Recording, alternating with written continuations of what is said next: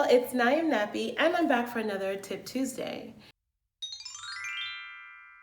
This week I'm going to be talking about low porosity hair and ingredients and products that work for low porosity hair type. So let's go ahead and get right into it. So first of all, porosity ranges on a spectrum. So you have low porosity, medium porosity, and high porosity hair. So of course, low porosity hair also has a spectrum. So you got porosity on the low end, you got regular low porosity hair, and then you have low to medium porosity hair. And then you have stuff all within that range.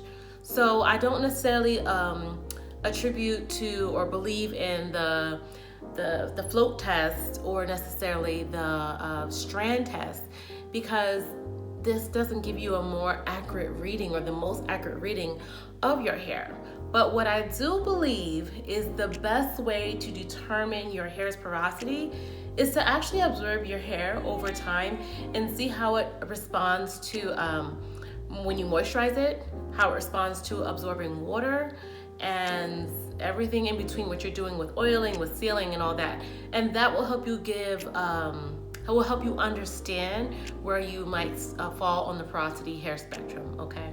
So let's go ahead and look at some of the characteristics of low porosity hair that may contribute to your hair being dry. So have you ever seen the latest guru out there who has this bomb product? She's like telling you all about it, and you're like, let me go buy it. So you go ahead and spend your $17.99 on this product, and you thinking this is the miracle product for me. You put that thing on your hair, and boom, it's like flakes, or it doesn't moisturize, your hair is stiff.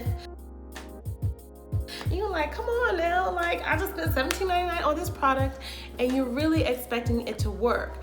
Now, that is actually a really big symptom of low porosity hair. Or maybe you've noticed that you get in the shower and you turn on the water and you're trying to wash your hair, wet your hair, and your hair just seems to be repelling water. It's not absorbing the water. You have it on for a while, then all of a sudden, boom, your hair gets hydrated, gets heavy. The weight of the water is finally penetrating into your shaft. So that's also another feature or characteristic of low porosity hair. Or you just may be struggling to find actual ingredients that work or actual products that work for your hair. You feel like you're trying everything out there. You feel like you're doing all the right things. You're putting water in your hair, you're putting these products on your hair, and your hair just never seems to get moisturized. You never have that flexibility. Your hair always feels dry, brittle, and hard no matter what you're doing. That's a major characteristic of low porosity hair.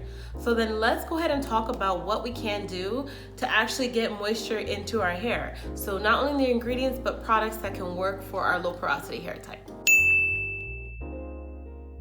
So let's go ahead and begin with wash day, because this is where it all starts from. All right, so low porosity hair actually has cuticles that lie very flat and almost very closed. And so it really, it actually has a hydrophobic barrier which repels water from penetrating into the hair shaft. So that's actually why you get a lot of buildup on your hair, because you're applying products that are heavy and they're not absorbing in because there's no way to get in because the hair shaft or the hair cuticle is tightly closed. So again, with wash day, that means you're gonna have to shampoo or clarify your hair.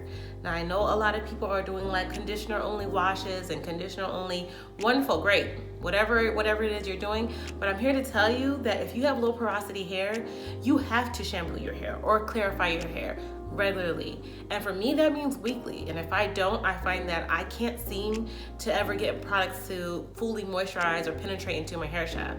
So once you actually clean and clarify away the old dirt and the old products and all the stuff from that you've been using, your hair now has the opportunity to accept and retain moisture. And not only that, I would say the key is surfactants and heat. So I would recommend that when you're shampooing your hair, you want to use warm water. Warm water will also additionally help to raise the cuticles along with the surfactants in the conditioner or clarifier to help cleanse and remove all the dirt impurities from your hair, okay? So if you're looking for a great clarifier, I'm gonna recommend some products that you guys have seen me use in my videos, and that's bentonite clay, Rasool clay, and of course herbs. And I have a video on all of these products. Aretha and Shikakai, like DIY shampoo, bomb for clarifying your hair. Rasul clay, it's amazing. And if you're kind of looking for a product out there that you want to buy, I recommend Bask and Bloom's bar shampoo, which is amazing. It has Rasul clay and bentonite clay, but is a great clarifier without completely stripping every last bit of the oils from your hair, okay?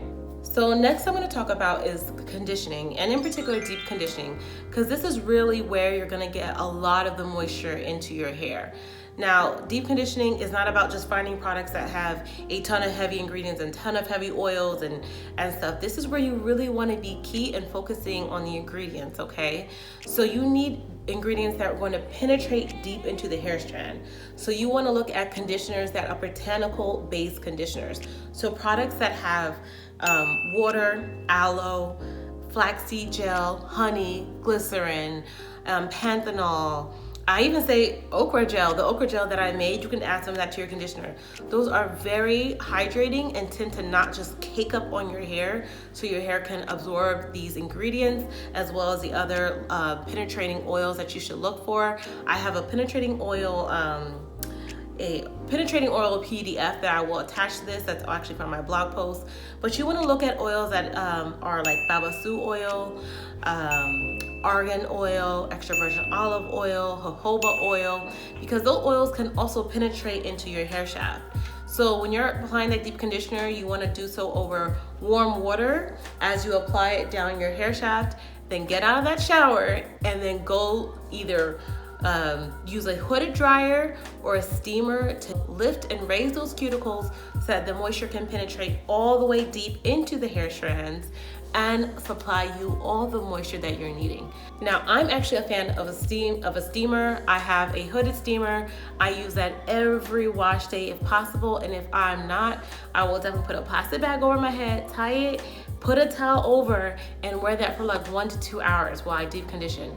And the best way to know that your hair is fully conditioned or that the product has fully penetrated into your hair shaft is when you take off that plastic bag or remove yourself from the steamer, you really shouldn't see any residue on your hair. And that means the product has fully absorbed into your hair and has all the moisturizing benefits that it's going to get from that conditioner.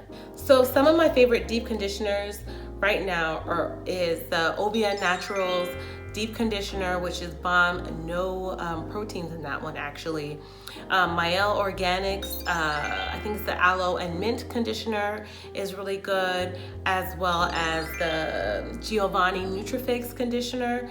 And I'll leave some more, of course, down below and in my blog, so you can have a full list of conditioners that you might want to look at and try to see which works best for your hair. All right, so next on my list is protein. Now, before you about to click off this video like, oops, I don't need no protein, just bear with me real quick, okay? Because a lot of people were told that protein is the enemy for low porosity hair, but I'm here to tell you it actually might not be. So I'm gonna talk about using protein for those who have fine to medium strands of hair. So in particular, we wanna focus on hydrolyzed protein for actually helping you to retain moisture. So what do I mean by that? Well, the hydrolyzed proteins in conditioners actually help to bind with the water that's on your hair strand and help lock that water into your hair, allowing you to retain moisture for a longer time. Now, you really want to focus on hydrolyzed proteins that are actually relatively smaller than larger, such as hydrolyzed silk, hydrolyzed keratin, and hydrolyzed collagen. Now, I talked a little bit about that in my collagen video because it's so important to have collagen into your regimen, and that actually has really changed how my hair has helped to hold water or retain water in.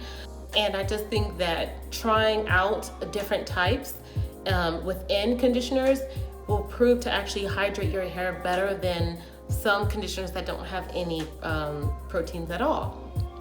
Now, this may not always be the case, because I do recognize that those who have coarse hair, they don't necessarily need any additional protein on a regular basis. I would recommend maybe 6 to 8 weeks for them. But for us with fine, I actually have fine low porosity hair, I can get away with protein almost every 2 weeks in my deep conditioners and have no problems retaining moisture. And of course, I'm gonna give you guys some protein conditioners that I think you should try out.